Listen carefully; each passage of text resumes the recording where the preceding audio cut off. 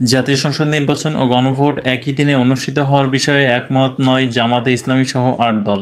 তারা নির্বাচনের আগেই গণভোট চেয়েছেন। একই সঙ্গে ৩ উপদেষ্টার অপসারণও চান তারা। শুক্রবার সকালে রাজধানীর মগবাজারে আল-ফালাহ মিলনায়তনে অনুষ্ঠিত এক সংবাদ সম্মেলনে ৮ দলের এ অবস্থান তুলে ধরেন জামাতের নায়েবে আমির ডাক্তার সৈয়দ আবদুল্লাহ মোহাম্মদ তাহের।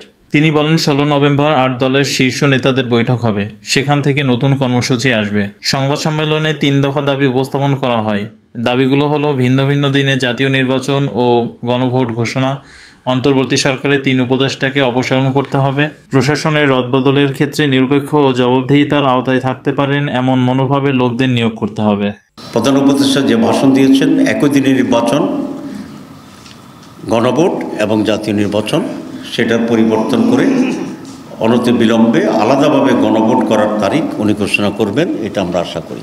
কমপক্ষে ৩ জন উপদেষ্টা আছে যারা ওনাকে মিসগাইড করতেছে, আমরা তাদের অপসারণ দাবি করছি।